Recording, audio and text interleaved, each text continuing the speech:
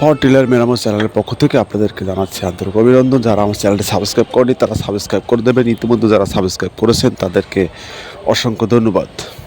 সুপ্রিয় ভিউয়ার্স, যারা আমার চ্যানেলটি সাবস্ক্রাইব করেননি তারা সাবস্ক্রাইব করে দিন, কারণ আমার চ্যানেলটিতে রয়েছে বিভিন্ন সমস্যার সমাধান। পাওয়ার টিলার কীভাবে নষ্ট হলে কীভাবে ঠিক করবেন, কিভাবে আপনি ফ্লাই চাকাকে ঠিক করতে পারেন, কিভাবে আপনি ফ্লাই চাকা আবার খুলতে পারেন, আবার লাগাতে পারেন, এ বিষয়ে বিস্তারিত আমরা আলোচনা করে থাকি। ভিডিও দেখে দেখে আপনি চাইলে আপনার ফ্লাই চাকা নিজেই খুলে নিজেই আবার লাগাতে পারবেন। আমাদের অভিজ্ঞ ইঞ্জিনিয়ার আমির হোসেন আপনাদের পাশে সব সময় আছে। আমরা বিভিন্ন স্থানে গিয়ে এই পাওয়ার টিলার সহ ডিজেল ইঞ্জিন ঠিক করে থাকি। আর এই ডিজেল ইঞ্জিনগুলো অনেকটা সময় নষ্ট হওয়ার কারণে আপনারা বিভ্রান্তিতে পড়েন। অনেক সময় যথাসময়ে ইঞ্জিনিয়ার না পাওয়ায় বা টেকনিশিয়ান বা মেকানিক যখন না পান তখন আপনারা আরও ঝামেলায় পড়ে যান। বিশেষ করে আমাদের কৃষি যারা কাজ করেন, সিজনের সময় পাওয়ার টিলার ঠিক করতে না পারায় তারা চাষাবাদে বিঘ্ন ঘটে।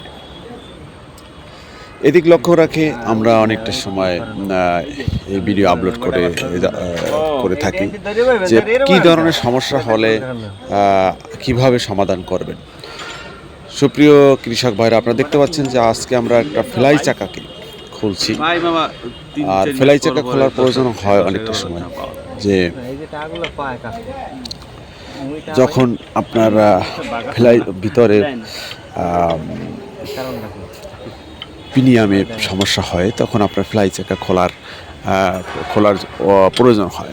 আর ফ্লাই চাকা যখন না খুলে আপনি ভিতরের কোনো হাউজিংয়ে কাজ করতে পারবেন না। হাউজিংয়ের সমস্যার কারণেও ফ্লাই চাকাকে খুলতে হয়।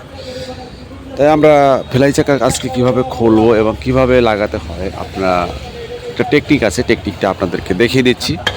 আর এই টেকনিক অনুসারে যদি আপনি ফ্লাই চাকা খুলেন, আশা করি আপনাদের খুলতে তেমন কোনো সমস্যা হবে না।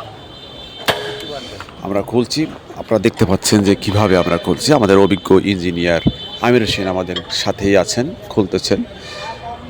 আর এই খোলার পরে আমরা হাউজিংয়ের কাজ করব, ভিতরে পিনিয়ামে কাজ করব। পিনিয়ামের অনেকটা সময় পিনিয়ামের সমস্যা হওয়ার কারণে খটখট শব্দ করে, আবার ফ্লাই চাকা শব্দ করে বেশি, ফ্লাই চাকা এলোমেলো ঘুরতে পারে। এক্ষেত্রে বেয়ারিংয়ে অনেক